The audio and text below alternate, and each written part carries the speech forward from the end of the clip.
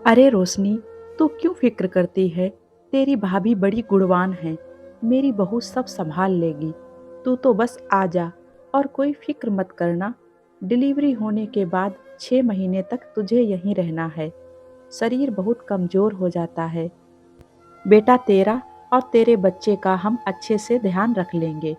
रसोई में काम करती सिया सासू माँ और ननद जी की बातें सुनकर सकते में आ गई।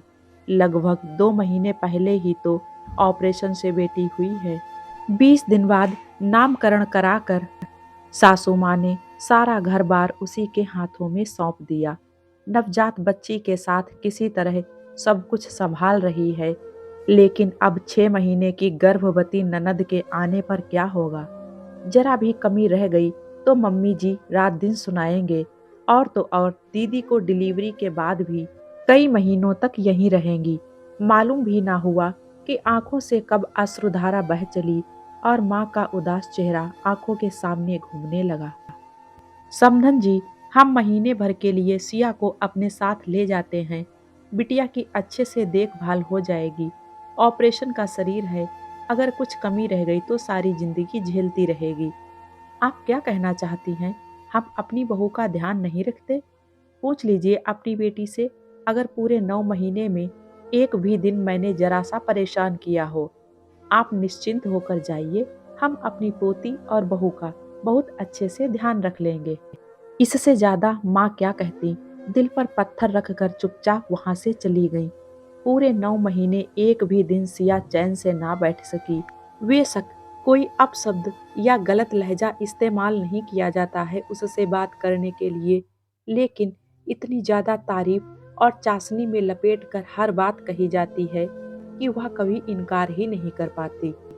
सिया की सासू माँ का सबसे फेवरेट डायलॉग है, मेरी बहू बड़ी गुणवान है, वह सब संभाल लेती है। साक्षात अन्नपूर्णा लेकर आई हूँ घर में। आप समझ गए होंगे, जिसकी सास इतनी तारीफ करे वह बेचारी परफेक्ट बहू बनने के लिए कितनी जान लगाएगी। ना कभी देख पाई, ना समझ पाई, तारीफ के कुछ शब्दों के पीछे उनका कितना बड़ा स्वार्थ छिपा है। जब चाहे सासू माँ अपनी मित्र मंडली को बुलाकर चाय नाश्ता करवाती, या चाहे ननद नंदोई बिना किसी सूचना के आ धमकते। और तो और ननद के ससुराल में कोई भी आयोजन होता तो सिया को अपनी ननद के साथ 4-5 दिन पहले ही जाना होता। एक तो ससुराल, वो भी ननद का, वहां पर तो 1 मिनट का बैठना भी नसीब नहीं होता। बेचारी सिया अपनी परफेक्ट बहू की इमेज को बरकरार रखने के लिए दिन रात एक कर देती और बदले में सबकी नजरों में अपने लिए प्रशंसा के भाव देखकर बहुत खुश होती। एक स्त्री जब तक अकेली होती है कोई काम मुश्किल नहीं होता, लेकिन माँ बनने के बाद हमारे शरीर में इतनी ताकत नहीं रह जाती है। ऐसे में पहले की तरह फुर्ती से सारे काम निपटाना आसान नहीं होता। लेकिन हम अपनी बेवकूफ़ी में सारे परिवार को, यहाँ तक कि रिश्तेदारों को भी ये आदत लगा चुके होते हैं कि भाई हम तो मिनटों में सब काम कर लेंगे। अब जब सबको आराम की आदत आपने लगा ही दी तो भला कोई काम में हाथ क्यों बटाएगा? आपका शरीर साथ देगा नहीं और मन भी खिन्न होगा। थकान शरीर और मन दोनों को ही परेशान करेगी। इसीलिए बहुत अच्छे से अपनी क्षमता को पहचानिए और जितना आपका सामर्थ्य है उससे भी कुछ कम काम कीजिए। किसी और की मदद लेने में कभी शर्म ना कीजिए और ना ही यह सोचिए कि आपके बारे में कोई क्या सोचेगा। अगले हफ्ते ही योजना के अनुसार सिया की गर्भवती ननद रोशनी अपनी बेटी, जो कि 4 वर्ष की है, उसके साथ में मायके रहने आ जाती है। जिम्मेदारियों का बोझ सिया को तोड़ने लगता है। अपनी छोटी सी गुड़िया की पूरी देखभाल करके उसके बाद में ननद की बेटी और उसकी देखभाल, साथ में घर परिवार का भी पूरा रख रखाव। सासू माँ से कोई उम्मीद रखना तो उसकी खुद की ही बेवकूफ़ी है। माँ बेटी सारा दिन कभी कमरे में कभी बगीचे में समय बिताती हैं और छत पर भी धूप सेकने चली जाती हैं। एक दिन पेट में असहनीय दर्द के कारण सिया गिरकर बेहोश हो जाती है और जब उसे होश आता है तो उसके सामने उसके मम्मी पापा और बिटिया के साथ पति जी हैं। शिया, डॉक्टर ने कहा है कि अभी तुम्हें 2-3 दिन तक हॉस्पिटल में ही रहना होगा। तुम्हारे टाँकों में पस पड़ गया है और उसकी सफाई करानी होगी। गुड़िया को तुम दूध नहीं पिला सकती। शिया के पति शिया की माँ की तरफ मुखातिब होकर बोले। मम्मी जी, आप गुड़िया को अपने साथ रख लीजिए। यहाँ अस्पताल में मैं सब संभाल लूँगा। ठीक है बेटा, जैसी भी ज़रूरत हो बस आप फ़ोन कर देना। मैं इसके पापा के हाथ खाना भेजती रहूँगी। सुनिए, गुड़िया को मम्मी जी के पास छोड़ दीजिए। मम्मी मेरे पास होंगी तो थोड़ा ठीक लगेगा। दीदी और मम्मी जी मिलकर गुड़िया का ध्यान रख लेंगे। सिया, कैसी बातें करती हो तुम? एक तो अपना ख्याल नहीं रखा, बेकार का खर्चा करवा रही हो। इतनी मुश्किल में डाल दिया।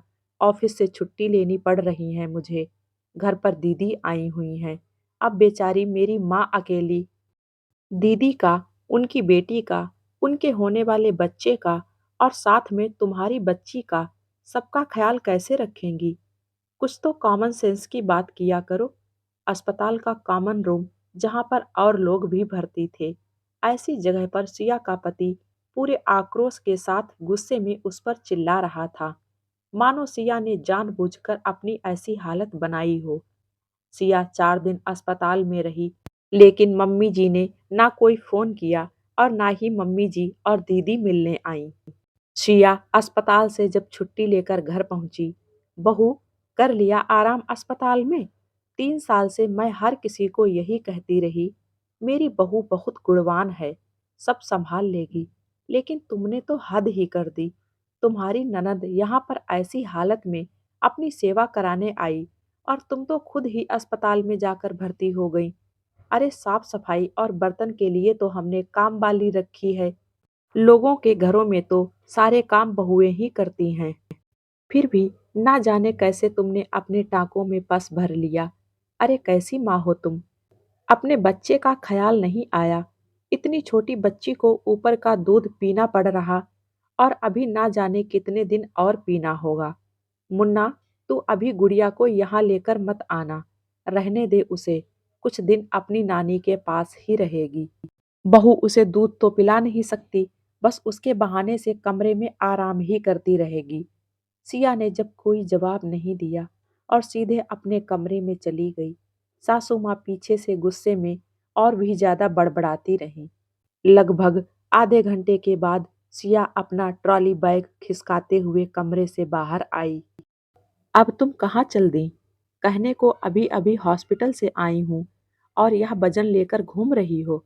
सारे समाज में मुझ पर थू थू कराओगी। अरे दुनिया वाले तो यही कहेंगे ना कि सास ने ध्यान नहीं रखा। कोई यह नहीं देखता बहू के कर्म कैसे हैं। मम्मी जी, मैं अपनी बेटी के पास जा रही हूँ। आप अपनी बेटी और देवती का ख्याल रखिए। जब तक मेरी बेटी 6 महीने की नहीं हो जाती, मैं यहाँ वापस नहीं आऊंगी। दिमाग खराब हो गया है तुम्हारा? इतने समय कोई मायके में पड़ा रहता है क्या? सब समझती हूँ, तुम्हारे बहाने मेरी बेटी के सुख से जल रही हो तुम। जाकर अपना सारा सामान अंदर रखो, कोई कहीं नहीं जा रहा। मम्मी जी, आपकी बेटी तो अपने मायके में सेवा कराने आई है। मैं अपने मायके इसीलिए जा रही हूँ कि मेरी बेटी का ध्यान रखने के लिए मैं जिंदा बच सकूं। पूरे 9 महीने आपने मुझे बस यही समझाया कि जितना घर का काम करती रहोगी, डिलीवरी में उतनी ही आसानी होगी। लेकिन ऊपर वाले को कुछ और ही मंजूर था, जो मेरा ऑपरेशन हुआ। ऑपरेशन के 20 दिन आपने जैसे तैसे काटे, उसमें भी मेरे खाने के लिए ना कोई लड्डू पंजीरी और हरीरा बनाया और ना ही मेरी बेटी की मालिश या कोई और ध्यान रखा। अपनी इस हालत से मैंने एक सबक बहुत अच्छे से ले लिया है। आपका अपना सच्चा साथी सिर्फ और सिर्फ आपका शरीर है। अगर आप अपने शरीर का ध्यान रखोगे, तो वह आपका ध्यान रखेगा। जब आपका शरीर आपका साथ नहीं देता, तो कोई भी आपके साथ में नहीं चलता। दीदी के घर में तो खाना बनाने के लिए भी एक बाई रखी हुई है। उन्हें कौन सा काम था? लेकिन अच्छा है, मायके में जितना सुकून और आराम मिलता है, वह कहीं और नहीं मिलता। आप दीदी का अच्छे से ख्याल रखिएगा। दीदी, आपको मेरी तरफ से बहुत सारी शुभकामनाएं। मैं ईश्वर से प्रार्थना करूंगी कि आपकी डिलीवरी में किसी भी तरह से कोई परेशानी ना हो। मेरा पहला फर्ज मेरी बेटी की तरफ है, सो मैं उसके पास जा रही हूँ। अपने पति की तरफ देखकर सिया बोली, अगर आपको भी महसूस हो कि आपका अपनी पत्नी और बेटी की तरफ कोई फर्ज है, तो मिलने के लिए आते रहिएगा। सिया अपना बैग खिसकाते हुए दरवाजे तक गई, जहां कैब उसका इंतजार कर रही थी। ड्राइवर ने बैग गाड़ी में रखा और सिया को उसकी मंजिल की तरफ ले गया। दोस्तों, सिया ने अपना खुद का निर्णय लेकर समाज के बारे में ना सोचकर सही किया या गलत, प्लीज मुझे कमेंट बॉक्स में जरूर बताएं। अगर आप ऐसी परिस्थिति में फंस जाएं तो क्या करेंगी? समाज के डर से खुद को मरने के लिए छोड़ देंगे या अपने बारे में सोचकर कठोर निर्णय लेंगी? अपनी कितनी ही ख्वाहिशों को अधूरा छोड़कर सिया दूसरे की इच्छाओं को पूरा करती रही। हम सब भी तो यही करते हैं ना? ना जाने ऐसी कितनी ही दबी हुई अधूरी ख्वाहिशें हमारे भी मन में होंगी। दोस्तों, मैं उम्मीद करूंगी कि ये कहानी आप लोगों को पसंद आएगी। पसंद आए तो प्लीज़ वीडियो को एक लाइक कर दें। मिलते हैं एक और नई कहानी के साथ में। तब तक आप लोग हंसते रहिए, मुस्कुराते रहिए। Thank you.